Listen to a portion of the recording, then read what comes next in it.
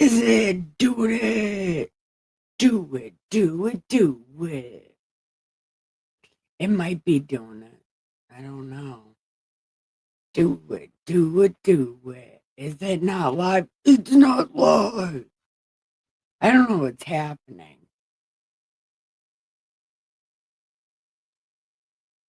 but something is happening. Oh, look, there it is. There it is. Oh, look, there you go. Yeah, now it's alive. Okay. Now what else are we doing? I don't know.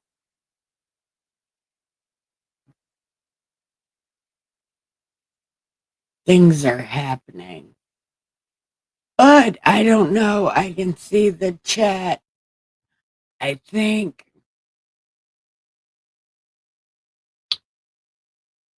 um yeah, I think I don't know what to do. I really I don't know what to do. Um I don't even know what to talk about. I don't have anything to talk about. I hurt my back and I would love to say I hurt my back again. I broke my back again twerking, but no, I hurt my back coughing.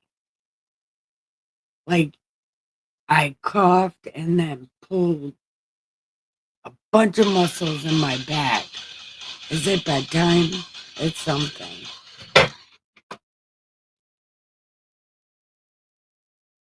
No, was it? Oh, yeah. No, it was me. Okay.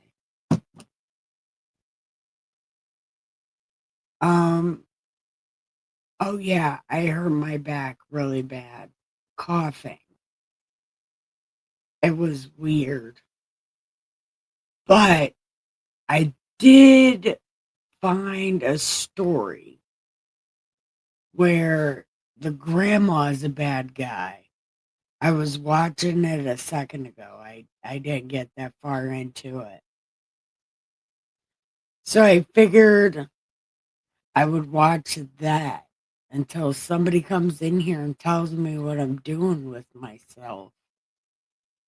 Because people come in, but nobody says what I'm doing with myself. Nobody nobody knows what to do. But the other night we spent 5 hours like doing nothing. Like just 5 hours.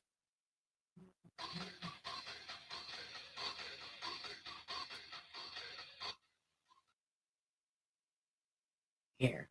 I'm gonna see if my friends from Discord wanna come. We'll see. Maybe some Discord people show up.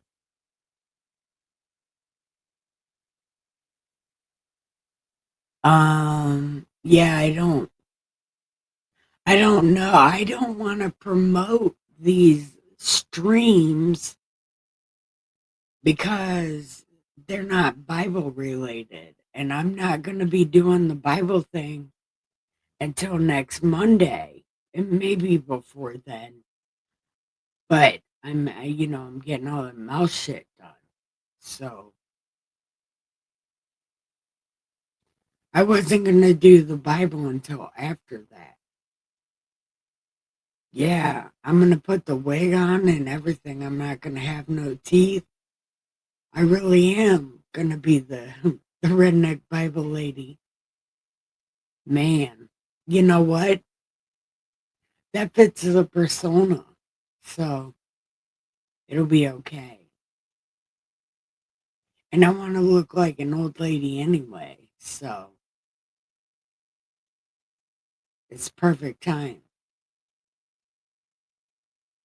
Yeah. It's the perfect time. So anyway, I'm gonna watch this story because I don't have a lot of time anyway. Um,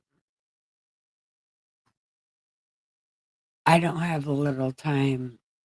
No, I only have a little bit of time anyway, so we'll watch this story and we'll watch this story. What am I doing? Oh, here. Oh, this shit is screwed. Yeah. Okay. There's that.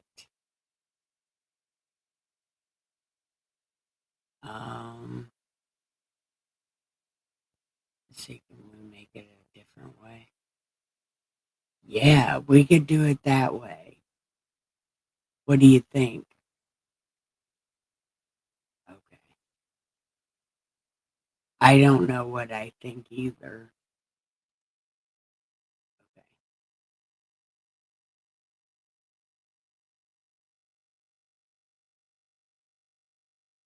Okay.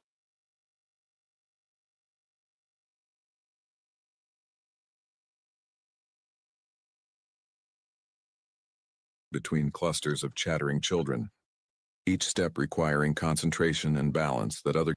Hold on. Everyone Okay. laughed at the little girl, not knowing she was an heiress. Then the little boy made a call. If you enjoyed this story, subscribe to the channel and type love in the comments. A beautiful piece of good news may come your way very soon. And don't forget to tell us where you're watching from. The autumn rain drummed against the windows of Westfield Elementary as 7-year-old Charlotte Wilson navigated the crowded hallway on her small metal crutches. Her blonde hair caught the fluorescent light as she moved carefully between clusters of chattering children, each step requiring concentration and balance that other kids took for granted. The rubber tips of her crutches squeaked softly against the polished linoleum floor, a sound that had become as familiar to her as her own heartbeat. Charlotte had learned to tune out most of the whispers and stares that followed her daily journey through the school corridors. She focused instead on the small victories, making it to class on time, What? completing her assignments with the neat handwriting her grandmother praised, and occasionally catching a glimpse of genuine kindness from a classmate who saw past her disability.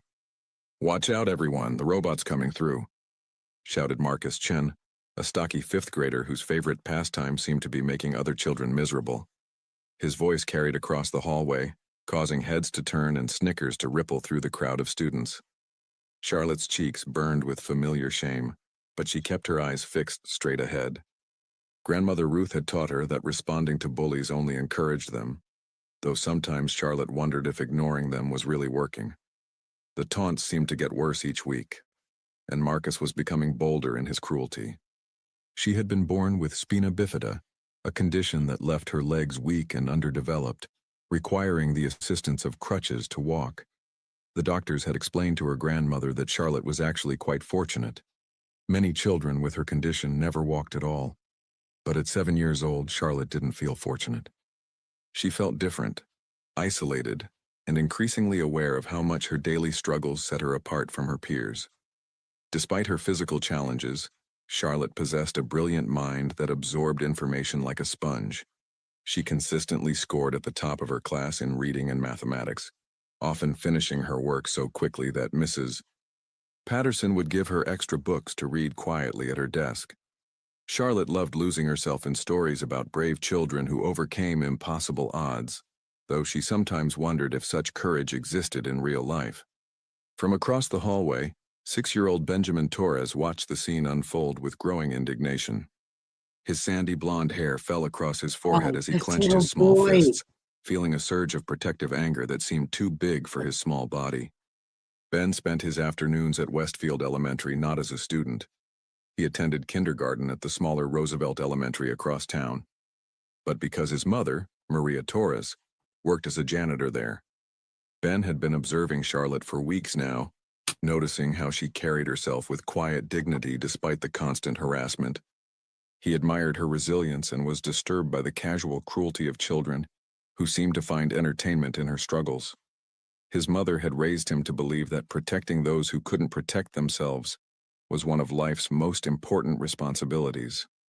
"Hey, Marcus," called out Jessica Walsh, a girl from Charlotte's class who usually stayed neutral in conflicts. "Maybe you should worry about your own problems instead of bothering Charlotte. I heard your dad lost his job again." Marcus's face darkened with embarrassment and rage. Being challenged publicly, especially by a girl, was more than his fragile ego could handle. He turned his attention back to Charlotte with renewed viciousness.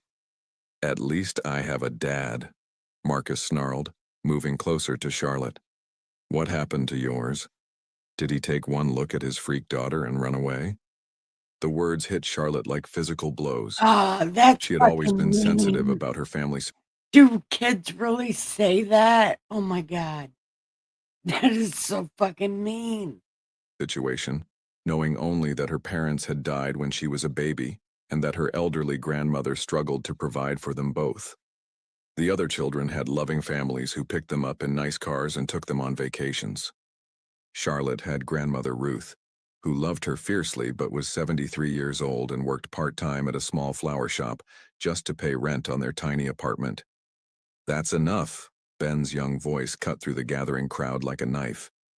Despite being younger and smaller than most of the children watching, his determination was unmistakable. He stepped forward, positioning himself squarely between Marcus and Charlotte, his chin raised defiantly. Marcus sneered down at the kindergartner who dared to challenge him. "Well, well, what do we have here? The janitor's kid thinks he's a hero. What are you going to do about it, trash boy? Your mom cleans our toilets and picks up our garbage." The insult about his mother hit Ben harder than any physical blow could have. Maria Torres was his hero, a woman who had immigrated to America with nothing but hope and determination, who worked multiple jobs to provide for her son, who taught him English and Spanish with equal pride, who kissed his scraped knees and helped him with homework even when she was exhausted from 12-hour workdays. "My mama is worth 100 of you," Ben shot back, his voice steady despite the tremor of emotion. "And Charlotte is smarter and braver than any of us. You're just jealous because you're too stupid to see how amazing she is." The crowd of children fell silent, shocked by the intensity of Ben's defense. That little boy. Even Charlotte looked up at him with surprise and something that might have been hope flickering in her bright green eyes. Marcus, faced with unexpected resistance and feeling humiliated in front of his peers, decided to escalate the situation. "You want to be the cripple's boyfriend? Fine. Let's see how you like being as pathetic as she is." With deliberate malice, Marcus stepped forward and shoved Ben hard in the chest. Ben stumbled backward, bumping into Charlotte, who lost her careful balance and fell to the floor with a crash. Her crutches clattered away from her, sliding across the polished linoleum as she landed awkwardly on her side. The hallway erupted in laughter from some children, gasps from others, and a few scattered calls for someone to get a teacher. Charlotte lay on the floor, her face burning with humiliation as she struggled to sit up. Her school books had scattered everywhere, and her carefully braided hair had come partially undone. Ben was on his knees beside her immediately, his face flushed with anger and concern. "Are you hurt? Did you hit your head?" Charlotte shook her head, though tears were starting to gather in her eyes. The physical pain was nothing compared to the emotional agony of being helpless on the floor, while dozens of children stared down at her. This was her worst nightmare, realized, being completely vulnerable and dependent while everyone watched. "I'm okay," she whispered, though they both knew it wasn't entirely true. Ben carefully helped Charlotte sit up and began gathering her scattered belongings. Marcus stood over them, grinning with satisfaction at the chaos he had created. Other children began to drift away, the excitement over, leaving Charlotte and Ben alone in the aftermath. "Can't even stand up by yourself," Marcus taunted. "What a loser. Come on, guys, let's get away from the freaks before whatever they have is contagious." As Marcus and his followers sauntered away, Ben gently retrieved Charlotte's crutches and positioned them within her reach. His small hands were shaking with suppressed fury, but his voice was gentle when he spoke to her. "Here, let me help you up," he offered, extending his hand. Charlotte hesitated. She had learned to be independent out of necessity, and accepting help often felt like admitting weakness. But something in Ben's kind eyes told her that his offer came from genuine caring rather than pity. Together, They managed to These get are Charlotte really back on her feet. complex Ben emotions picked for up her little backpack kids. and the last of her scattered papers, making sure everything was accounted for. As they stood together in the now empty hallway, Charlotte felt something she hadn't experienced in a long time, the warmth of true friendship. "Thank you," Aw, she said softly, her voice thick with emotion. "You didn't have to do that. Now Marcus is going to be mean to you too." Ben shrugged with the fearless honesty of childhood. "My mama says good people help when they can, no matter what it costs them. Besides, you're worth standing up for." What neither child knew was that this moment of connection, born from cruelty but nurtured by kindness, would set in motion events that would change their lives forever. Across town, in a glass tower overlooking the bustling city, CEO William Harrison was about to receive the most shocking phone call of his existence. A call that would shatter everything he believed about his past and transform his understanding of what family really meant. Unknown to them all, the principal's emergency contact list contained a number that would bridge two broken hearts across 7 years of painful separation. William Harrison stood at the floor-to-ceiling windows of his corner office on the 42nd floor of Harrison Tower, watching the city spread out below him like a living map of ambition and possibility. At 35, he commanded a business empire worth over $800 million, built from the ground up through relentless determination and an almost superhuman capacity for work that had consumed his life for the past 7 years. The office itself was a testament to success. Mahogany furniture imported from Italy, mahogany. Persian rugs worth more than most people's annual salaries, and walls lined with awards, photographs with politicians and celebrities, and framed newspaper articles chronicling his rise from grief-stricken young man to business mogul. Yet despite all the trappings of achievement, William felt an emptiness that no amount of money or recognition could fill. His assistant, Janet Chen, knocked softly before entering with his afternoon coffee served in bone china that had belonged to his grandmother. Janet had worked for William for 5 years and had learned to read his moods with uncanny accuracy. Today, she noticed the familiar tension in his shoulders that appeared whenever the quarterly charity events approached. "Mr. Harrison, the Yamamoto deal papers are ready for your signature," she said efficiently, placing the documents on his leather-bound desk blotter. "The contracts include the environmental impact clauses What you the hell is requested, the desk? and legal has approved all the warranty specifications. Also, the Children's Hope Foundation called again about your keynote speech for Saturday's gala. They need the final text by tomorrow morning for the program printing." William nodded absently, his attention still focused on the world beyond his window. The charity gala was particularly difficult for him.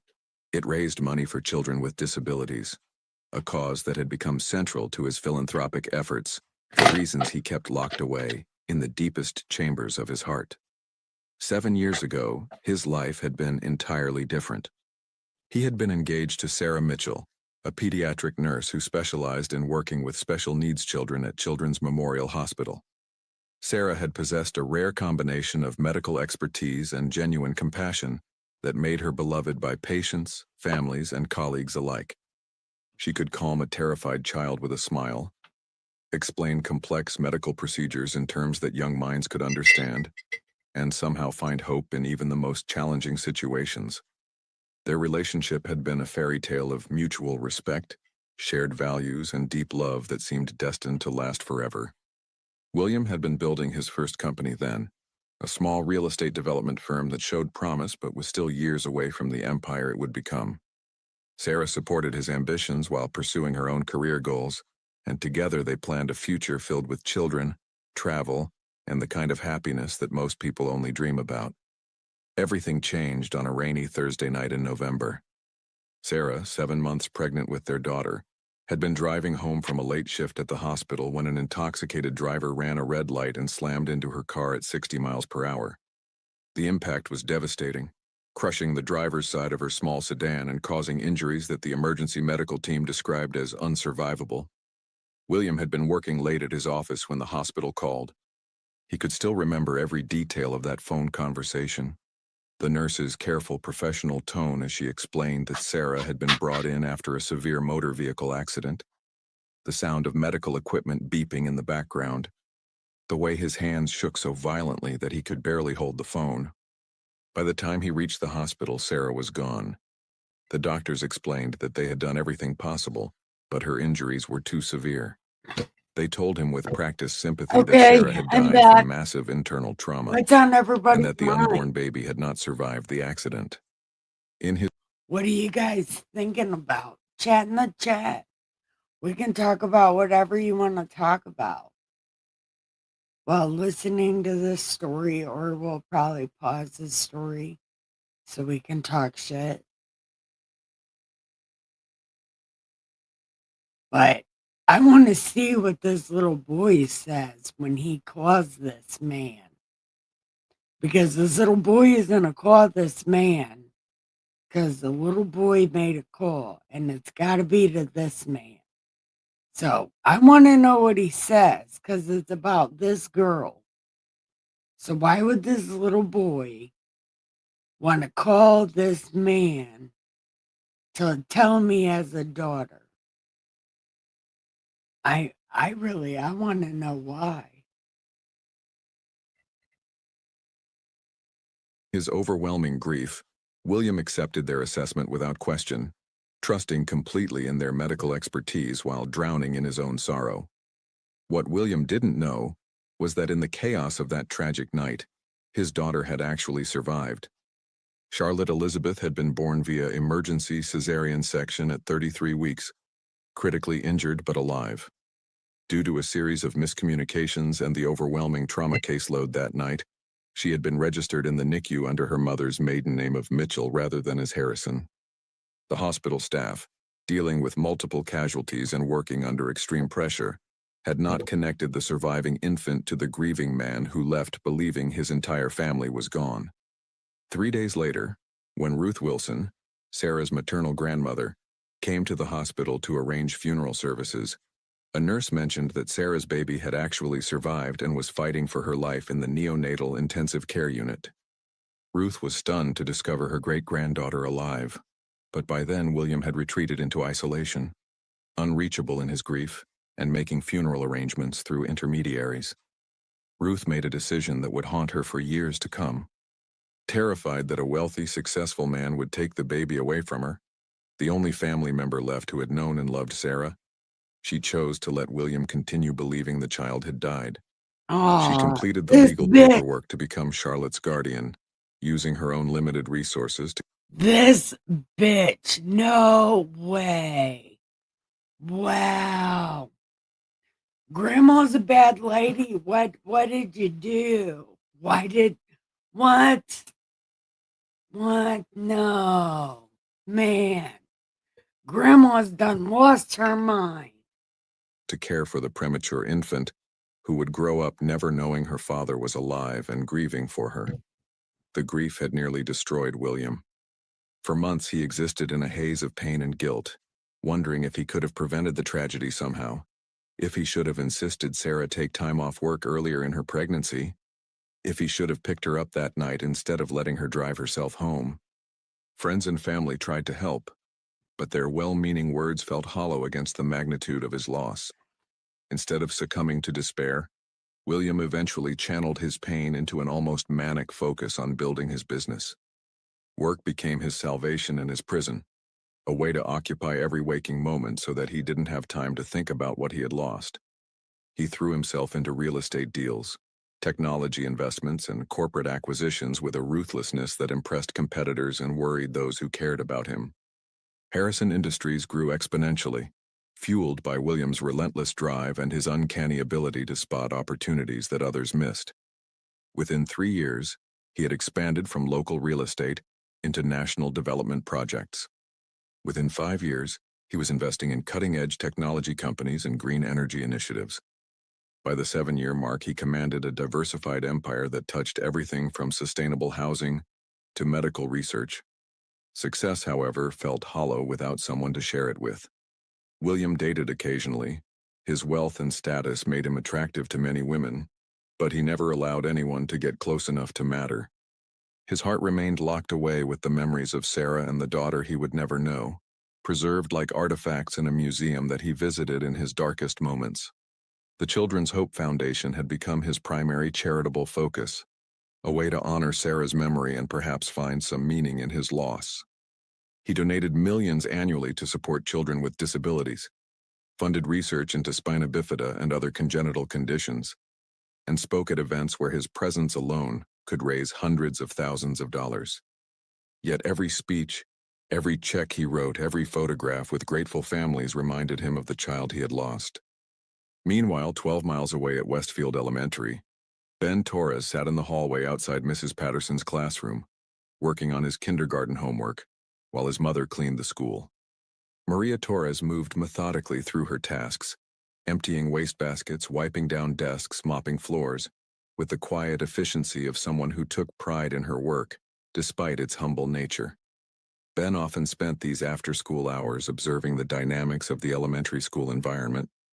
He had become fascinated by the complex social hierarchies that existed among children, the way some kids seemed naturally confident, while others struggled to find their place.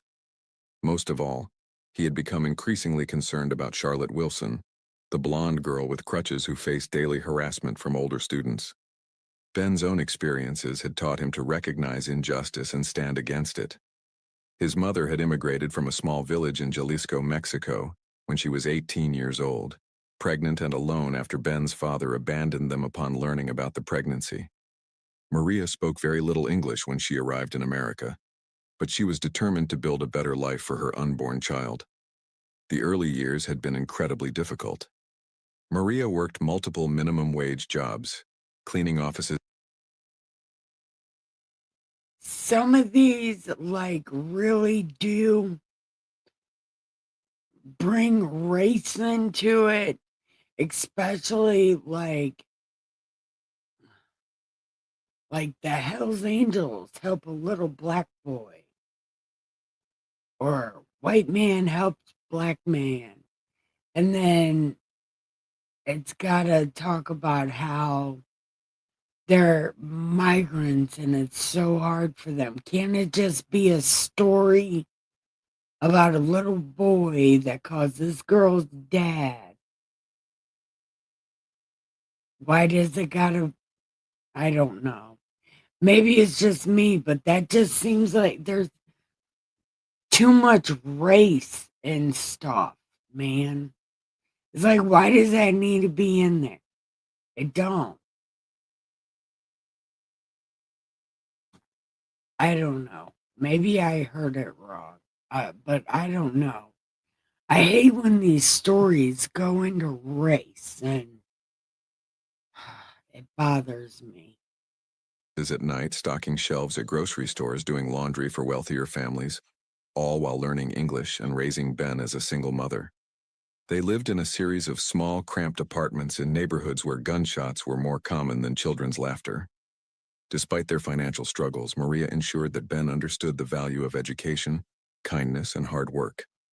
She read to him every night in both Spanish and English, helped him with homework even when she was exhausted from 14-hour workdays, and taught him that a person's worth was measured not by their possessions, but by their character and their willingness to help others. Ben had inherited his mother's compassion and her fierce sense of justice.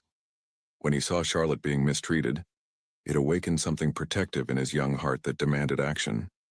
He had been watching her for weeks, noticing how she arrived at school each morning with carefully braided hair and clothes that were So clean this but obviously kindergartner worn, is stuck in how she this ate her modest lunch 7-year slowly to second make it grade. last, how she helped other children with their studies even when they had been unkind to her. Today, as Maria cleaned the principal's office, Ben found himself thinking about Charlotte's situation with unusual intensity. All right, The why, incident in little the guy? hallway had shown him just how cruel children could be, and how powerless he Are felt to protect someone he kindergartners had come this to care smart? about Do deeply. they think this deep? Mijo, stay close while I finish the classrooms, Maria called to Ben in her accented English. She had been working at Westfield Elementary for 2 years now, and the teachers had grown fond of her quiet efficiency and her polite, well-behaved son, who never caused trouble during his after-school visits. As Ben sat cross-legged on the floor practicing his letters, he overheard a conversation between two teachers that made his ears perk up with interest. Mrs. Patterson and Miss Rodriguez were discussing Charlotte's academic performance and home situation with the careful discretion that educators used when sharing sensitive information. "That Wilson girl continues to amaze me," Mrs. Patterson was saying as she gathered papers from her desk. Her reading comprehension scores are off the charts, and her mathematical reasoning is at least 2 grade levels above her peers. It's remarkable, really, considering everything she's dealing with at home. Miss Rodriguez, the school's reading specialist, nodded thoughtfully. The grandmother mentioned that Charlotte's birth father is actually alive, though he doesn't know about her. Some kind of miscommunication at the hospital when Charlotte was born. Mrs. Wilson has been too afraid to contact him. Apparently, he's some wealthy businessman who was told the baby died in the same accident that killed Charlotte's mother. Ben's young mind absorbed this information with growing excitement rather than concern. He had known that Charlotte lived with her grandmother, but he hadn't realized that her father might be alive and unaware of her existence. The grandmother keeps his business card in her wallet, Mrs. Patterson continued. She showed it to me once when we were discussing Charlotte's medical expenses. William Harrison from Harrison Industries, you know, the company that donated our new computer lab. Mrs. Wilson says she's been wanting to contact him for years, but doesn't know how to explain why she never told him Charlotte survived. The conversation painted a picture that suddenly seemed full of possibility rather than desperation. Ben had heard his mother and other adults talking about William Harrison, praising his company's donations to local schools and his support for children's charities. If Charlotte's father was not only alive but also someone who helped children in need, then maybe there was a way to bring them together. As the teachers continued their discussion, Ben made a decision that would change everything. He had heard adults talking about how important it was to tell the truth. Are kindergartners this smart? Like, are kids really this smart? Look, I've never really been around a kid before. Like, never been around a kid before. The freaks are teenagers. I was never around for their childhood. So I don't know. But if you're watching this and you know kids, are kids this smart? Or is AI just like making kids smarter than they are? What's happening? And reunite families. If Charlotte's father was alive and would want to know about her, then Ben needed to find a way to contact him. After his mother finished cleaning the principal's office, Ben volunteered to help carry supplies to the storage room. While Maria was organizing cleaning materials, Ben quickly memorized the phone number from the emergency contact sheet posted by the principal's desk, a list that included William Harrison as a major donor who could be reached in case of emergencies involving school funding or serious incidents. That evening, at home in their small apartment, Ben waited until his mother was busy preparing dinner before using her cell phone to call the number. What's he going to say? His hands trembled as he dialed, knowing that he was about to change Charlotte's life forever. Ben's small fingers dialed the number with the careful precision of a child who understood the magnitude of what he was attempting. The phone began ringing in that glass tower across town, where William Harrison was reviewing quarterly reports and trying to push away the melancholy that always accompanied. Man, this takes too long to get to the story. Oh my God. This is excruciating. I want to know what this little kid says. Thoughts of the upcoming charity gala. William glanced at his phone with mild irritation.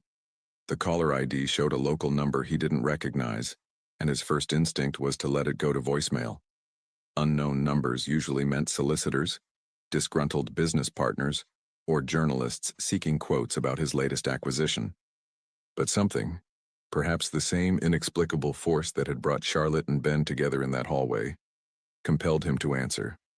William Harrison speaking, he said in his characteristic businesslike tone, the voice that had negotiated billion-dollar deals and commanded respect in boardrooms across the country.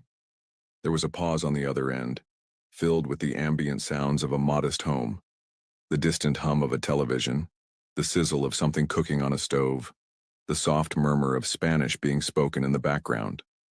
Then a small, uncertain voice spoke, carrying with it an innocence that cut through William's professional defenses like a knife through silk. Hello? Is this Mr. Harrison who helps kids at schools? William's eyebrows furrowed in surprise.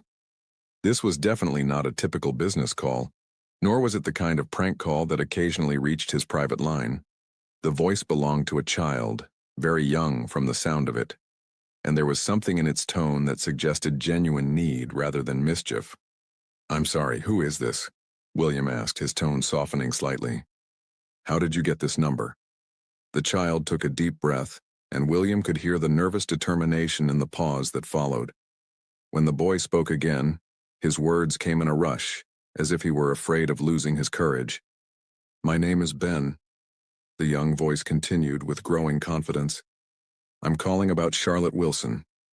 She goes to Westfield Elementary, and I heard teachers talking about how her daddy is alive but doesn't know about her. I got your number from the school's emergency list because my mama cleans there, and I heard you help children." A chill ran down William's spine at the mention of the name Charlotte. It was not a particularly uncommon name, but it carried profound significance in his carefully compartmentalized emotional world. Charlotte was the name he and Sarah had chosen for their daughter during those blissful months when they planned their future together. But it was Ben's next words that truly shattered William's carefully maintained emotional walls. "Charlotte Elizabeth Wilson," Ben continued, his young voice filled with the seriousness of someone delivering important information. "She was born on October 28th, and she's 7 years old now.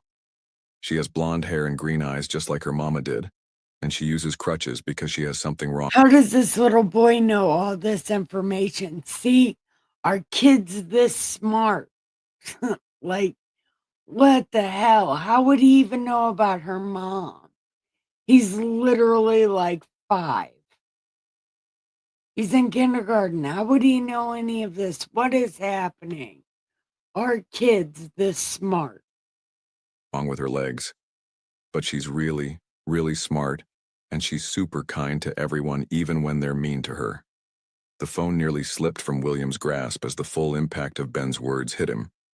His mind raced backward through 7 years of carefully constructed grief, returning to that horrible night in the hospital when his world had collapsed. Charlotte Elizabeth, born on October 28th, the exact name and date he and Sarah had chosen and anticipated. "Ben," William said, his voice barely above a whisper, "tell me about Charlotte's mother. What do you know about what happened to her?" "Her mama's name was Sarah, and she was a nurse who helped sick kids," Ben replied immediately. "She died in a car accident when Charlotte was born. How does But he know Charlotte that? survived even though the doctors thought she wouldn't. Her great-grandmother Ruth has been taking care of her, but she's really old and doesn't have much money, and Charlotte needs expensive medicine and therapy for her legs." The confirmation was overwhelming. How does he William know felt the room this? spinning What is around him as 7 happening? years of grief and loss suddenly transformed into the most profound possibility he had ever encountered. This wasn't just coincidence. The name, the date, the circumstances, even Sarah's profession all aligned perfectly with the tragedy that had defined his adult life. "Ben," William managed to say, his voice shaking with barely controlled emotion, "why are you calling me? How did you know to contact me specifically?" "Because Charlotte's grandma has your business card," Ben explained with the simple logic of childhood. "She told teachers that she's been scared to call you because she didn't know how to explain why she never told you Charlotte was alive.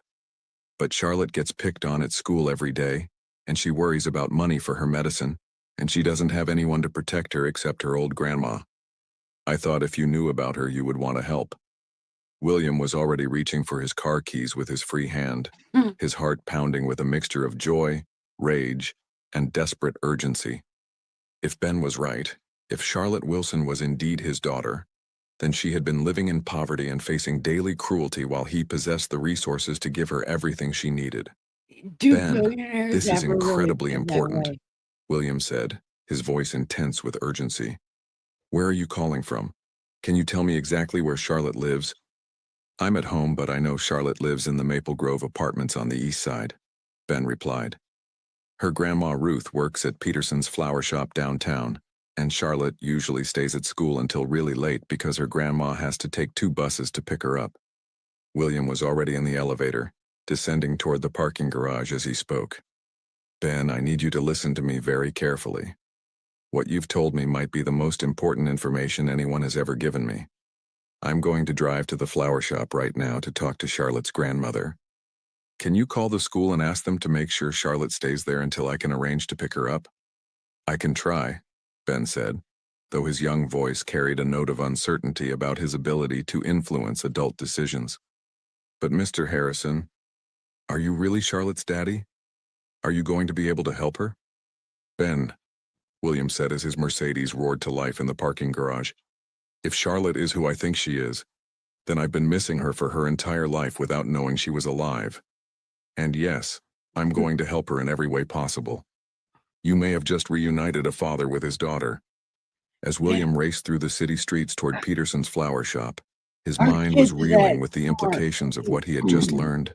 I don't For know. 7 who years, he had lived with the guilt and sorrow of losing both Sarah and their unborn child. For 7 years, he had built an empire while carrying the weight of insurmountable loss. For 7 years, he had believed himself to be completely alone in the world. Now navigating through late afternoon traffic with tears streaming down his face, William Harrison faced the most earth-shattering possibility of his adult life. His daughter might be alive, brilliant, and beautiful, but struggling with challenges that his wealth and influence could easily address. The cruel irony was almost too much to bear. While he had been mourning a child he thought was dead, she had been growing up in poverty, facing daily harassment, and worrying about her elderly guardian's ability to provide for her basic needs. 7 years of her childhood had been unnecessarily difficult because of Ruth Wilson's decision to keep them apart, a choice born of fear and misunderstanding that had cost them both. No, that old lady was being greedy, though, for real.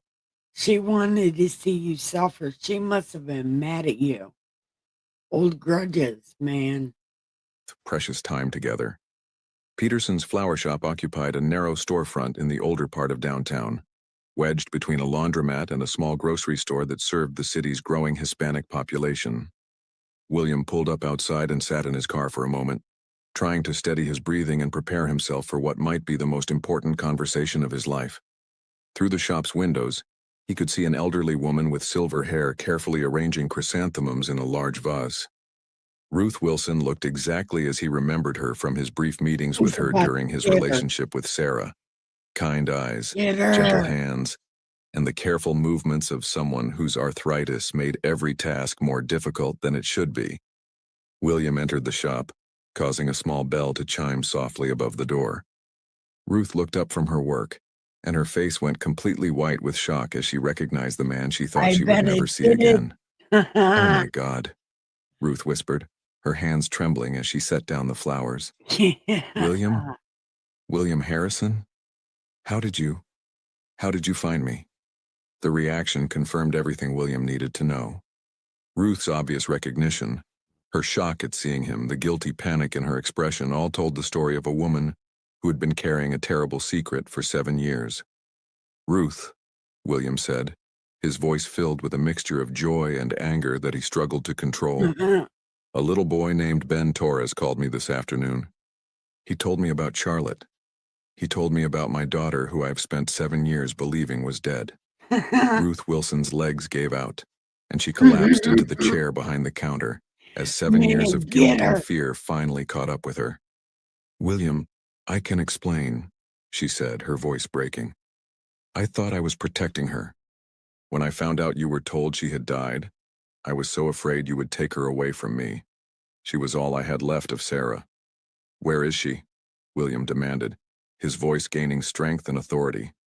"Where is Charlotte right now?" "She's at school," Ruth replied, tears streaming down her weathered face. "I was just about to close the shop and take the bus to pick her up. William, please, I know what I did was wrong, but I love that little girl more than my own life. I've done my best to take care of her even though we don't have much money." William's anger began to temper as he saw the genuine anguish in Ruth's eyes and understood the impossible situation she had faced 7 years ago. But his priority now was meeting. AI makes these billionaires bitches. So for real. AI makes billionaires pussies.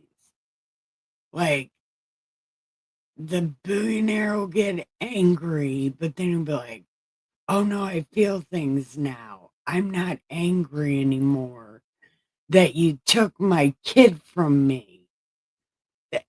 See, I don't know why it's like billionaires are reasonable people. And they're clearly not reasonable people. But Grandma over here it is dead wrong. And he should not temper himself for her. Because she was dead wrong. His daughter, not sorting through the complex emotions surrounding Ruth's deception. "We're going to get Charlotte together," William said firmly. "And then you're going to tell both of us exactly what happened and why you made the choices you made. But first, I need to see my daughter." Ruth nodded, wiping her eyes as she gathered her coat and purse. "She's the most wonderful child, William. She's smart and kind and brave, just like Sarah was. She's going to be so confused about all this, but she's always wondered about her I father." would tell that old lady As they to drove shut the toward fuck Westfield up. Elementary It's in your William's fault. Mercedes, Ruth began to tell the story that she had kept locked in her heart for 7 years.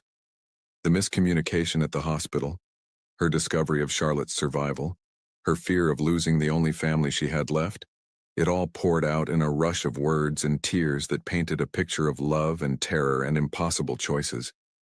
"I know you'll never forgive me," Ruth concluded as they pulled into the school parking lot. "But I want you to know that every day I've wondered if I made the right choice.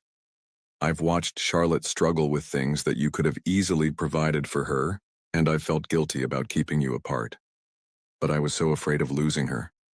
William turned off the engine and looked at the elderly woman who had raised his daughter. His anger was still there, but it was overwhelmed by his desperate need to finally hold the child he had mourned for 7 years. "Ruth," he said quietly, "we'll figure out how to deal with what happened later. Right now, I just want to meet my daughter." Together, they walked toward the school entrance, both of them trembling with anticipation and fear. Inside, Charlotte Wilson was working on her homework in the main office, unaware that her entire world was about to change. She had no idea that the father she had never known was about to walk through those doors, or that the cruel day that had started with Marcus Chen's harassment was about to transform into the most miraculous reunion of her young life. The abandoned phone call that had started this extraordinary day was about to bridge 7 years of separation and create a family that had been torn apart by tragedy and kept apart by fear, but was finally ready to be healed by love, forgiveness, and the courage of a 6-year-old boy who believed that every child deserved to know their father's love. The main office of Westfield Elementary felt smaller than usual as William Harrison and Ruth Wilson entered together, their footsteps echoing softly on the polished linoleum floor. Through the reception area's glass partition, William could see a small blonde figure bent over a workbook, her metal crutches leaning against the chair beside her. Even from behind, even without seeing her face, William felt a jolt of recognition that went beyond physical appearance. Charlotte looked up at the sound of approaching footsteps, and William's world stopped completely. The green eyes that met his were unmistakably Sarah's eyes, not just the color but the depth, the intelligence, the kindness that seemed to radiate from within. The shape of her face, the curve of her smile, the way she tilted her head slightly when curious were all hauntingly familiar, like looking at a living photograph of the woman he had loved and lost. "Grandma Ruth?" Charlotte. How do these people know these things? She didn't even tilt her head. She literally looked at you. What is happening? Said, confusion evident in her voice as she noticed the well-dressed stranger accompanying her grandmother. "You're early. And who is this man?" Ruth's hands were trembling as she approached her great-granddaughter. 7 years of secrecy were about to end, and she wasn't sure how to begin explaining the magnitude of what was happening. "Charlotte, sweetheart," Ruth said gently, her voice thick with emotion. "This is someone very important who's come to meet you. This is your father." Charlotte stared at William with those impossibly familiar green eyes, trying to process information that seemed impossible to understand. The idea that she had a father, that she wasn't truly an orphan, that this wealthy stranger was somehow connected to her in the most fundamental way imaginable, was too enormous for her 7-year-old mind to fully grasp. "My father?" Charlotte repeated slowly, looking between William and Ruth with growing confusion. "But Grandma Ruth, you told me my daddy died in the same car accident as my mama." William knelt down so that he was at Charlotte's eye level, his heart breaking at the innocent question. "Charlotte, I need to tell you something that's going to be very confusing and maybe a little scary. I thought you had died too. For 7 years, I believed that both you and your mother were gone. I didn't know you were alive and growing up to be such a wonderful little girl. But how is that possible? Charlotte asked, her natural intelligence immediately grasping the central problem with this revelation. If you're my daddy, why didn't you come find me? Why did Grandma Ruth have to take care of me all by herself? Ruth stepped forward, knowing that she owed Charlotte an explanation for the choice that had shaped her entire life. Sweetheart, when you were born, there was a terrible confusion at the hospital. Your daddy was told that you had died along with your mama, and when I found out you were alive, I was scared that if I told him, he might take you away from me. I made a decision to keep it secret, and I know now that it was wrong. Charlotte looked at William with the careful assessment of a child who had learned not to trust promises that seemed too good to be true. Are you really How? my daddy? What? How can I know for sure? William felt tears gathering in his eyes at his daughter's practical caution. Charlotte, your full name is Charlotte Elizabeth Wilson. You were born on October 28th at Children's Memorial Hospital. Your mother's name was Sarah Mitchell, and she was a pediatric nurse who loved helping children. She had green eyes just like yours, and she had a dimple in her left cheek that appears when she smiled, just like the one you have. As Charlotte unconsciously touched her left cheek, William continued, Your mother and I chose your name very carefully. Charlotte was your mother's grandmother's name, and Elizabeth was my grandmother's name. We wanted you to carry both of our family histories with you. The specific details, combined with the obvious emotion in William's voice, began to convince Charlotte that this man was telling the truth. But acceptance of the facts didn't immediately erase 7 years of believing herself to be alone in the world.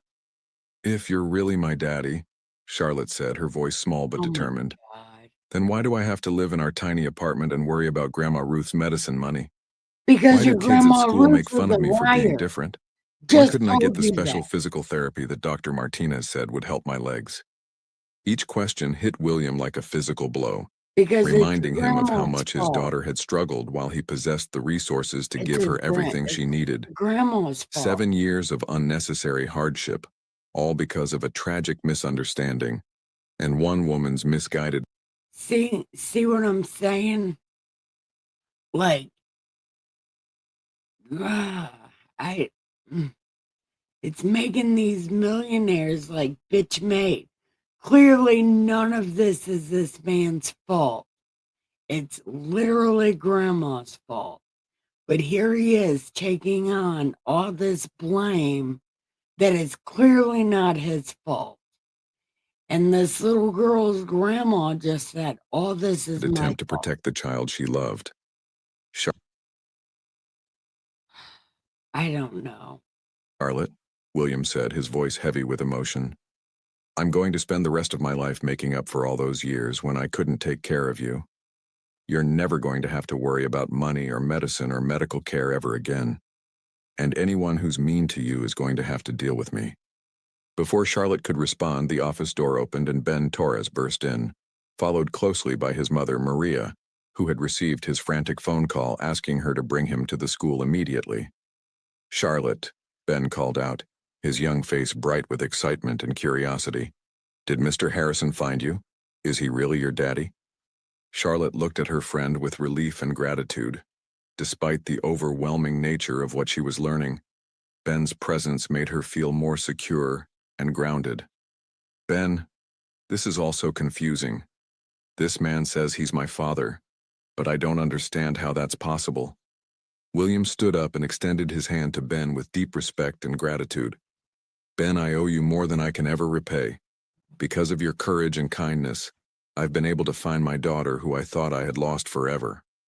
Ben beamed with pride, but his primary concern remained focused on Charlotte's well-being. Mr. Harrison, are you going to be able to help Charlotte with her medical stuff? And are you going to make sure kids stop being mean to her at school?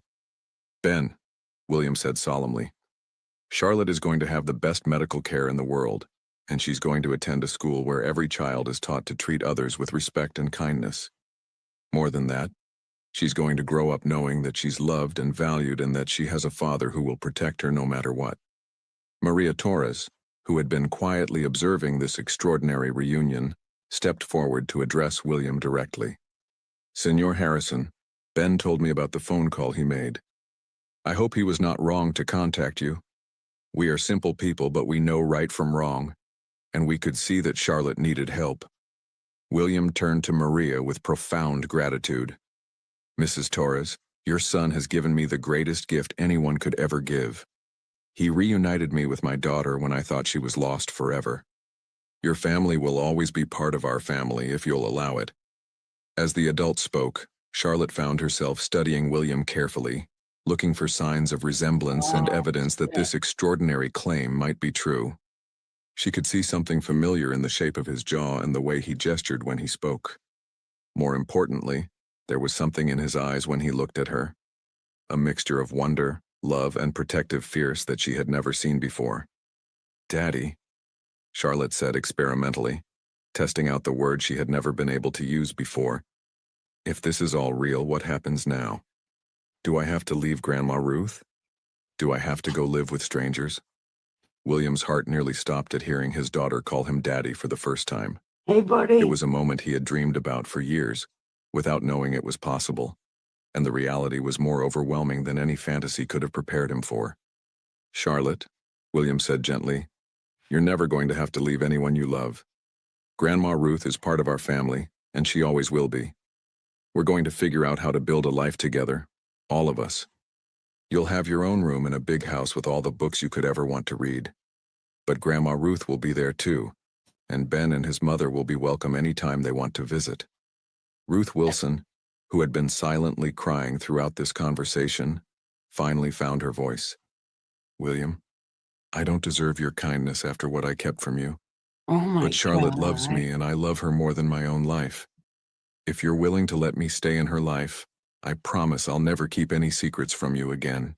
Oh my God. William Like, looked at that the wouldn't elderly woman matter. who had raised his daughter with such Like, obvious it love and wouldn't matter. dedication. It wouldn't matter. His anger at her deception was real, but it was tempered by his recognition that her motives had come from fear and protectiveness No, rather it than didn't. malice. She was "Ruth," being William shysty. said, She wanted that "Charlotte check needs all the people who love her in her quit. life. What happened in the past can't be changed, but we can choose how we move forward from here. You're going to be part of our family, and Charlotte is going to continue having her grandmother's love along with her father's support." The conversation was interrupted by the Hi, arrival buddy. of Mrs. Henderson, the school principal, who had been called by her secretary about the unusual gathering in the main office. She immediately recognized William Harrison from school board meetings and fundraising events. "Mr. Harrison," Mrs. Henderson said carefully, "I understand there's been some kind of family situation discovered here today. As an educator, I need to make sure that Charlotte's best interests are being protected." Oh my William God. appreciated the principal's Shut concern for up. Charlotte's welfare. "Mrs. Henderson, I completely understand your position. Tomorrow morning, I'll be contacting my attorneys to begin the legal process of establishing paternity through DNA testing and arranging for proper custody documentation. I'll also be providing you with all the necessary paperwork to show that I'm Charlotte's biological father and that this reunion is legitimate." Charlotte, who had been listening to this adult conversation with growing anxiety, suddenly spoke up. "Am I going to be in trouble for any of this? Did Ben do something wrong by calling you?" William immediately knelt down beside Charlotte again, recognizing her fear that this miraculous turn of events might somehow result in punishment for her or her friend. "Charlotte, nobody is in trouble.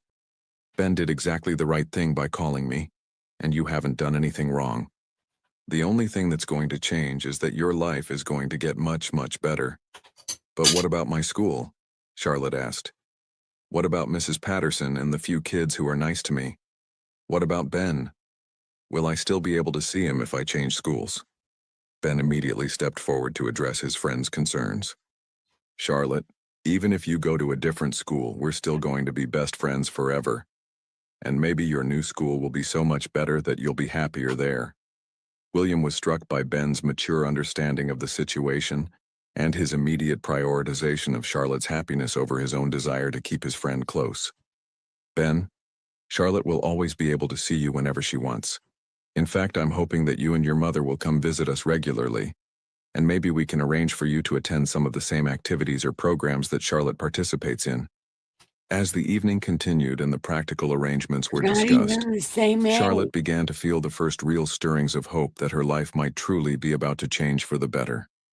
The idea of having a father who wanted to protect and provide for her, of not having to worry about money or medical Buddy. expenses, of attending a school where children were taught to be kind rather than cruel, seemed almost too wonderful to be real. But most amazing of all was the realization that she was not truly alone in the world. She had a father who had been missing her for her entire life, who looked at her with love and pride, who seemed to understand that her physical challenges didn't define her worth or limit her potential. "Daddy," Charlotte said, the word coming more naturally now, "will you tell me about my mama? Oh, God. I want to know everything about her and about why you loved her." William felt his heart swell with love and grief as he prepared to share with his daughter the story of the remarkable woman who had given her life. "Charlotte, your mother was the most extraordinary person I've ever known, and you have inherited all of her best qualities. She would be so proud of the kind, brave, intelligent young woman you're becoming." As Charlotte leaned against her father for the first time, 7 years of separation began to dissolve in the warmth of recognition that transcended rational understanding. This was her father, the man who had given her life, the parent she had dreamed about during all those lonely nights when she wondered why she was different from other children who had complete families. The abandoned emergency contact list that had started this miraculous day was about to transform 3 lives in ways that none of them could have imagined when Ben first decided that Charlotte Wilson deserved to know her father's love. The process of rebuilding a family that had been separated by tragedy and kept apart by fear proved to be both more complex and more beautiful than any of them had anticipated. In the weeks following that emotional reunion in the school office, William threw himself into the legal and logistical challenges of establishing his paternity and creating a stable home environment for Charlotte with the same intensity he had once devoted to building his business empire. The DNA test results, processed through the most reputable laboratory in the state, confirmed what everyone already knew in their hearts. Charlotte Elizabeth Wilson was indeed the daughter of William Harrison and Sarah Mitchell. The legal documentation that followed was more complicated, requiring careful navigation of custody laws and the involvement of social services to ensure that Charlotte's best interests were protected throughout the transition. Dr. Patricia Yamamoto, the pediatrician who had been on duty the night of Sarah's accident, was brought in to provide testimony about the circumstances that had led to the tragic miscommunication. She explained to the family court judge how the overwhelming trauma caseload that night, Good for them. combined with the critical nature of Charlotte's premature birth, had resulted in the infant being registered under her mother's maiden name, rather than the Harrison name that would have identified her as William's daughter. Ruth Wilson's decision to keep Charlotte's survival secret from William was examined carefully by child welfare specialists and family court officials. After extensive interviews and psychological evaluations, the court determined that Ruth's actions, while misguided, had been motivated by genuine love and fear, rather than any intention to harm either William or Charlotte. The judge ruled that Ruth should remain an integral part of Charlotte's life, while William assumed primary custody and responsibility. The most challenging aspect of the transition was helping Charlotte adjust to the enormous changes in her circumstances while maintaining the emotional connections that had sustained her throughout her early childhood. William was determined not to disrupt Charlotte's sense of identity or her bond with Ruth, even as he provided her with opportunities and resources that would transform her daily life. The new living arrangements reflected William's commitment to honoring Charlotte's existing relationships while creating space for their own father-daughter bond to develop. His estate was modified to include a comfortable apartment for Ruth, complete with medical accommodations for her arthritis and close proximity to Charlotte's rooms.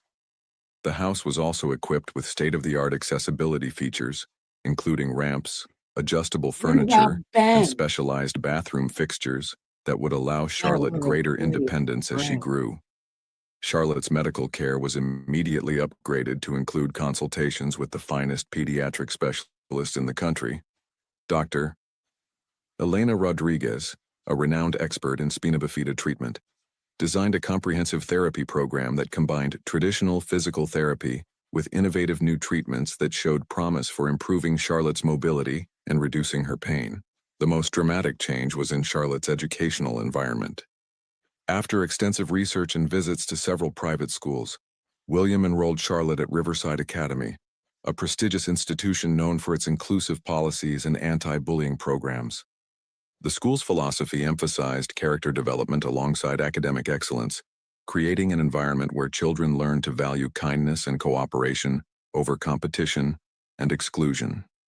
Charlotte's first day at Riverside Academy was accompanied by considerable anxiety on What everyone's about part. Ben? She had spent 7 years at Westfield Elementary, where her daily struggles with harassment and social isolation had become a familiar, if painful, routine. The transition to a new school, even one with better policies and resources, represented a leap into unknown territory. William accompanied Charlotte to school that first morning, carrying her backpack and walking slowly beside her as she navigated the campus on her new titanium crutches. The difference in her mobility was already noticeable. The lightweight, properly fitted assistive devices allowed her to move with greater confidence and less fatigue than the old equipment she had used at her previous school. "Remember, sweetheart," William said as they approached the main entrance, "if anyone is unkind to you or makes you feel uncomfortable, you tell your teacher immediately. And then you call me. You never have to face anything like this alone again." Charlotte nodded, though her nervousness was evident in the way she gripped her crutches. "Daddy, what if the kids here think I'm weird too? What if they don't want to be friends with someone who can't run and play like they do?" "Charlotte," William said, stopping to kneel beside her, "anyone who judges you based on your physical differences isn't worthy of your friendship. The right friends will see your intelligence, your kindness, and your courage. And if it takes time to find those friends, that's okay. You're strong enough to wait for the people who deserve to know you." The morning exceeded everyone's expectations. Charlotte's new teacher, Ms. Jennifer Walsh, had been thoroughly briefed on Charlotte's background and needs, and she introduced Charlotte to the class with an emphasis on her academic achievements and her love of reading. Several students immediately expressed interest in sharing books and discussing their favorite authors with Charlotte. During recess, instead of standing alone watching other children play, as had been her routine at Westfield Elementary, Charlotte found herself invited to join a group of students who were working on a puzzle under the shade of a large oak tree. The activity was perfectly suited to her abilities, and her quick problem-solving skills quickly made her a valued member of the group. Most importantly, when one student made an insensitive comment about Charlotte's crutches, several other children immediately spoke up to defend her, and the teacher addressed the situation quickly and effectively. The contrast with her previous school environment was so dramatic that Charlotte called William during lunch to tell him how different everything felt. Meanwhile, Ben Torres continued to play a special role in Charlotte's life, even though they now attended different schools. William had arranged for Ben to spend Saturday afternoons at the estate, where the two children would work on homework together, explore the extensive gardens, and maintain the friendship that had been forged in a school hallway during Charlotte's darkest moment. These Saturday visits also provided an opportunity for William to express his ongoing gratitude to the Torres family. Maria had been offered a position as head of maintenance for Harrison Industries office buildings, a role that came with significantly better pay, benefits, and working conditions than her previous employment. While Maria initially hesitated to accept what she perceived as charity, William convinced her that her skills and work ethic made her genuinely qualified for the position. "Mrs. Torres," William had explained during one of their conversations, "your son gave me back my daughter. That's not something that can ever be repaid, but it is something that should be honored. Giving you better opportunities isn't charity, it's recognition of your family's extraordinary character." The friendship between Charlotte and Ben deepened as they shared the experience of adjusting to new circumstances. Ben was thriving in his mother's increased financial stability, participating in after-school programs and activities that had previously been financially impossible.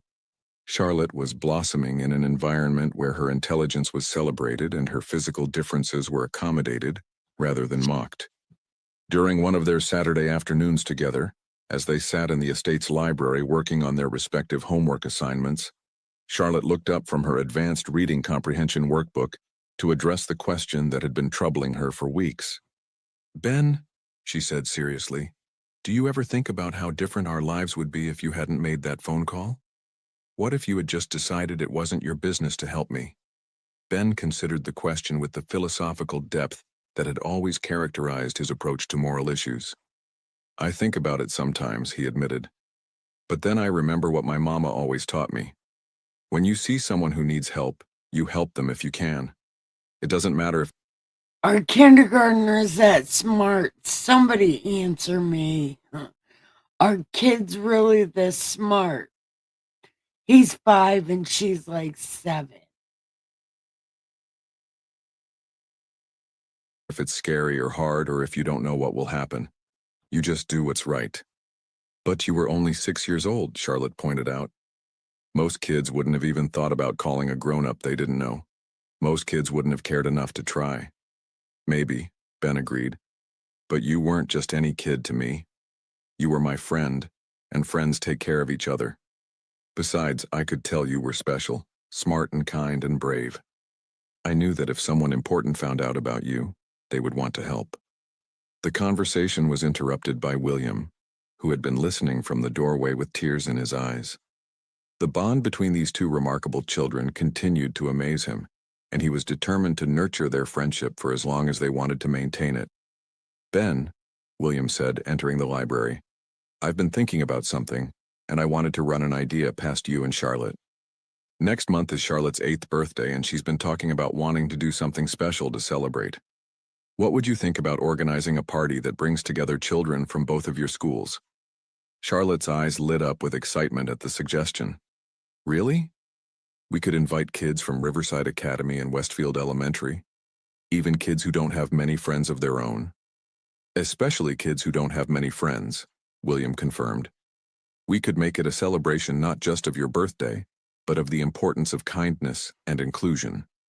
We could have activities that children with different That abilities can did all not enjoy happen. together. And maybe we could give You're everyone right. books or art supplies to That take did home. not happen. Ben nodded enthusiastically. We could show other kids that being different doesn't make someone less important. And maybe some of the kids from your old school would learn to be nicer to children who need extra help. The party planning became a family project that involved Charlotte, Ben, Ruth, Maria, and William working together to create an event that would reflect their shared values of inclusivity and compassion. Charlotte insisted that Marcus Chen, her former tormentor, be invited along with all the other children from Westfield Elementary. When William questioned the wisdom of including someone who had been cruel to her, Charlotte's response revealed the depth of her emotional growth. Daddy, she explained, maybe Marcus is mean to other kids because he's unhappy about something in his own life. Maybe if he sees that I have people who love me now, and that I'm not angry at him, he might learn to be kinder. Besides, this party is supposed to be about giving That's everyone a not a chance to thing feel that included and happens. special. The 8th birthday celebration that resulted from their collaborative planning exceeded everyone's expectations. The estate was transformed into a wonderland of games, activities, and entertainment designed to ensure that every child, regardless of their physical abilities or social status, could participate fully in the festivities. William hired professional entertainers who specialized in inclusive programming, ensuring that the magicians, musicians, and storytellers The could Weebles engage or children whatever with a their wide name range of is. needs and interests. The activities ranged from art stations where children could create projects to take home, to adaptive sports games that allowed children with different mobility levels to compete on equal terms. Oh my God. Most importantly, the party created opportunities for children from both schools to interact in an environment where kindness and cooperation were explicitly encouraged and modeled by the adults present. Charlotte found herself serving as a bridge between the two groups, introducing her new friends from Riverside Academy to children from Westfield Elementary, who had previously known her only as a target for harassment. The transformation in Marcus Chen was particularly remarkable. Faced with Charlotte's genuine forgiveness and her obvious happiness in her new circumstances, he approached her during the party to offer an apology that seemed to come from genuine remorse rather than adult pressure. Charlotte, Marcus said awkwardly, I wanted to say I'm sorry for being mean to you at school. I didn't know about your That's dad or not a anything, but that's thing. not an excuse. I was wrong to pick on you, and I'm glad you're happy now. Charlotte's response demonstrated the wisdom and maturity that had developed through her experiences with both adversity and It's not a recovery. thing. Thank you for saying that, Marcus. I forgive you. Maybe we can be friends now, or at least not enemies. As the party wound down and children began to leave with their gift bags and new friendships, William found himself reflecting on the extraordinary journey that had brought them all together. A moment of cruelty in a school hallway had become the catalyst for a reunion that had healed years of grief and loss. A 6-year-old boy's phone call had transformed multiple lives and created a new family bound together by love, forgiveness, and shared commitment to helping others. The most remarkable aspect of their story was not the dramatic reunion or the transformation of Charlotte's circumstances, but the way that love and kindness had multiplied throughout their community. Ben's courage had saved Charlotte. Charlotte's forgiveness had redeemed Marcus, and their combined example was inspiring other children to choose compassion over cruelty in their own daily interactions. As Charlotte hugged her friends goodbye and thanked them for celebrating with her, she reflected on how much her life had changed since that terrible day when Marcus had pushed her down in the hallway. She now had a father who loved and protected her, medical care that was improving her mobility, educational opportunities that challenged her intellect, and friendships built on mutual respect and genuine affection. But perhaps most importantly, she had learned that even the darkest moments could become the seeds of something beautiful if people chose to respond with courage, kindness, and hope. 1 year later, Charlotte Harrison stood at the podium in the main auditorium of the newly constructed Children's Hope Center. Her Here voice we clear and go. confident as she addressed an audience of philanthropists, educators, and child advocates who had gathered for the facility's grand opening. At 8 years old, she had become the youngest keynote speaker in the organization's history. But her words carried the wisdom of someone who had personally experienced both the cruelty and the kindness that children could show one another.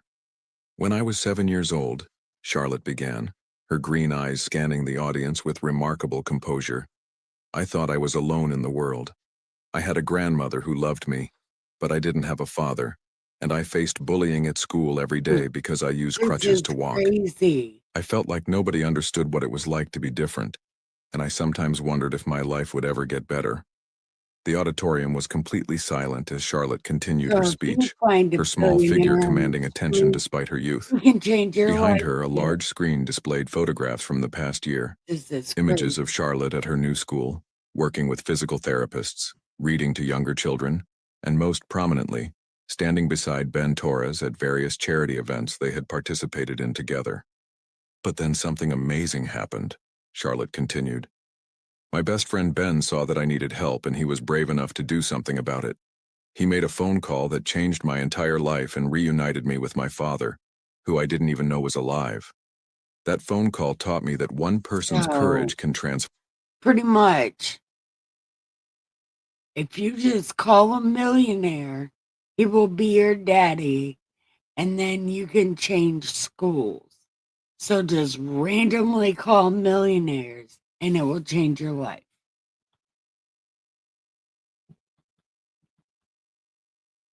That's what these things are making me want to do. Call a millionaire. Everything, even when that person is just 6 years old. William Harrison watched from the front row, his heart swelling with pride as he listened to his daughter speak about their journey with such eloquence and insight. Beside him sat Ruth Wilson, whose health had improved dramatically with access to better medical care, and Maria Torres, whose son Ben was beaming with pride from his seat in the second row. The Children's Hope Center represented the culmination of William's commitment to honoring Charlotte's experience by creating resources for other children facing similar challenges. The facility combined educational support, medical services, and social programs designed to help children with disabilities achieve their full potential while building communities of inclusion and understanding. The Charlotte Harrison Initiative, Charlotte continued, isn't just named after me. It's named after every child who has ever felt alone or different or scared.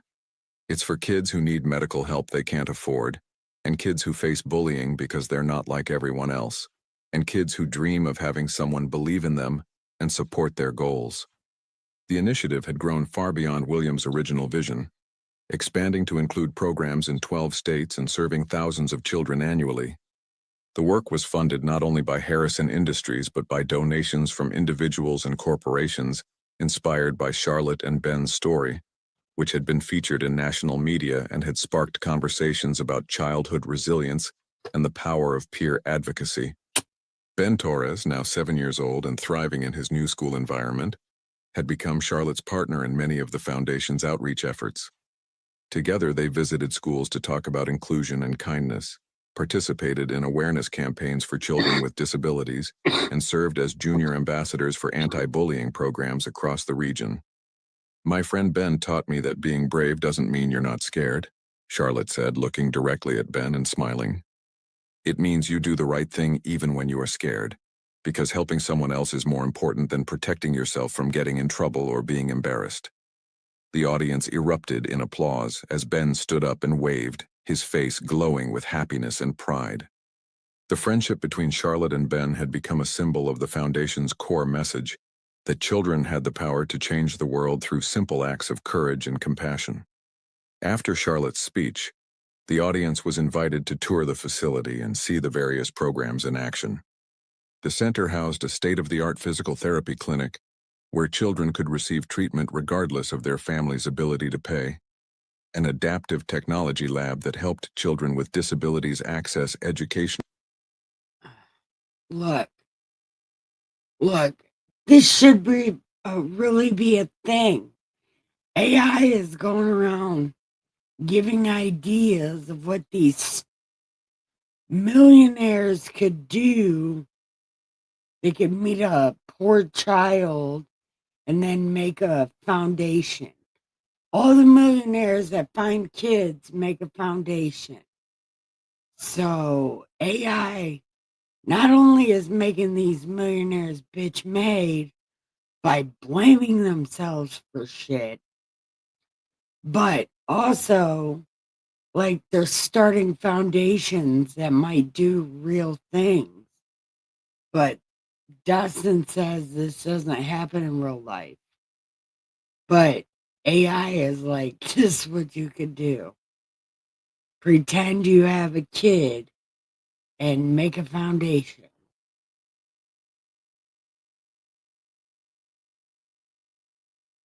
Resources, and a library specifically designed for children with various reading challenges and learning differences. Most innovative was the peer advocacy program, inspired directly by Ben's intervention on Charlotte's behalf. The program trained children to recognize signs of bullying, social isolation, and emotional distress in their peers, and provided them with appropriate resources and adult contacts to ensure that no child had to face serious problems alone. The research shows that children are often more willing to confide in other children than in adults, explained Dr. Sarah Chen, the center's director of social services, as she led a tour group through the facility. By empowering young people to be advocates for their peers, we create multiple safety nets and ensure that fewer children fall through the cracks. The program had already shown remarkable success in the pilot schools where it had been implemented. Reports of bullying incidents had decreased significantly, not because the problems were being hidden, but because children were intervening early and connecting struggling peers with appropriate help before situations escalated to crisis levels. Ruth Wilson, who had become one of the center's most dedicated volunteers, served as a mentor for grandparents and elderly caregivers who were raising children with disabilities. Her own experience navigating the challenges of providing care on a limited income made her uniquely qualified to help other families access resources and advocate for their children's needs. "I made mistakes," Ruth would tell the families she worked with, "but I learned that asking for help isn't a sign of weakness, it's a sign of love. These children deserve every opportunity." He should have been thrown Grandma in jail. Look, that was fucked up. Why didn't he throw Grandma in jail? Are you kidding me? Grandma should be in jail right now. We can give them, and that sometimes means swallowing our pride and accepting support from people who want to help. Maria Torres had become the center's facilities manager, overseeing the maintenance and operations of the building, while also serving as a liaison to the Spanish-speaking families who utilize the center's services. Her bilingual abilities and her personal experience as an immigrant parent made her an invaluable bridge between the center's resources and families who might otherwise struggle to access them. The success of the Children's Hope Center had attracted national attention, leading to speaking engagements and media appearances for both William and Charlotte. They had appeared together on several major talk shows. And then it'll be turned around and used by the Democrats for that Kuru bullshit. Adrenochrome. Yeah. They'll come and take your kids to an island and turn them into diamonds. Look, watch out for a place like this. This is the shit that Democrats word magic, and then all the kids end up missing. It's a thing that happens. Where Charlotte's articulate descriptions of her experiences and her clear vision for helping other children had impressed audiences across the country. People sometimes ask me if I'm angry about the years when I didn't know my father was alive, Charlotte had said during one particularly memorable. And yes, you should have, because your grandma's a lying bitch. She should be in jail. Granny should be in jail. Memorable television interview. But I think everything happened the way it was supposed to happen. If I hadn't experienced being poor and being bullied and feeling alone, I wouldn't understand how to help other kids who are going through the same things. My difficult years taught me compassion, and my happy years gave me the resources to do something with that compassion. The interview had gone viral on social media, with Charlotte's mature perspective and articulate speaking style earning praise from educators, child advocates, and families around the world. More importantly, it had generated millions of dollars in donations for the Children's Hope Initiative and had inspired similar programs in communities across the globe. As the grand opening celebration continued into the evening, Charlotte found herself surrounded by children who had benefited from the center's programs. There was 8-year-old Maria, whose spina bifida was similar to Charlotte's but who now received state-of-the-art physical therapy that was improving her mobility dramatically. There was 10-year-old David, whose autism had made him a target for bullying until the peer advocacy program connected him with understanding classmates who appreciated his unique talents. Most moving was the presence of several children from Westfield Elementary, including Marcus Chen, who had become one of the most effective peer advocates in his school. Marcus's transformation from bully to protector had been gradual but genuine, inspired partly by Charlotte's forgiveness and partly by his participation in the center's character development programs. Charlotte, Marcus said as the evening wound down, I wanted to thank you for not giving up on me. When you invited me to your birthday party last year, even after how mean I had been to you, it made me realize that I wanted to be the kind of person who helps people instead of hurting them. Smart. Charlotte smiled at her former tormentor, who had become an unexpected ally in their shared mission of creating more inclusive school environments. Marcus, we all make mistakes when we're young. What matters is that we learn from them and try to do better. You've helped so many kids this year by standing up to bullies and including kids who feel left. What does she mean we all make mistakes when we're young? You're like 8 years old. Are you kidding me? What do you know about that? Out. As the last guests departed and the family prepared to head home, William reflected on the extraordinary journey that had brought them to this moment. The grand opening of the Children's Hope Center represented not just the achievement of his philanthropic goals, but the fulfillment of a promise he had made to Charlotte and to himself, that her suffering would not be meaningless, and that other children would benefit from the lessons learned through their family's experience. Charlotte had grown remarkably over the past year, not just physically but emotionally and intellectually. Her confidence had blossomed in the supportive environment of Riverside Academy, where her academic gifts were challenged and nurtured. Her physical condition had improved significantly with proper medical care, and while she still used crutches for mobility, her strength and endurance had increased to the point where she could participate in many activities that had previously been impossible. Most importantly, Charlotte had developed a sense of purpose that went far beyond her personal circumstances. She understood that her story had the power to inspire and help others, and she embraced that responsibility with remarkable maturity and grace. Daddy, Wow. Charlotte said as they settled into the car for the drive home, do you think Mama would be proud of what we've built together? William felt tears gathering in his eyes as he thought about Sarah and the values she had embodied throughout her too short life. Charlotte, your mother dedicated her career to helping children who were facing medical challenges and difficult circumstances. The work we're doing through the foundation is exactly the kind of legacy she would have wanted to leave. She would be incredibly proud of the woman you're becoming and the difference you're making in other children's lives. Ben, who was riding home with them after the evening's celebration, added his own perspective with characteristic wisdom. I think your mama is probably watching over all of us, making sure we remember to help other kids the way she helped kids when she was alive. As they drove through the city streets toward home, Charlotte gazed out the window at the lights twinkling in the darkness.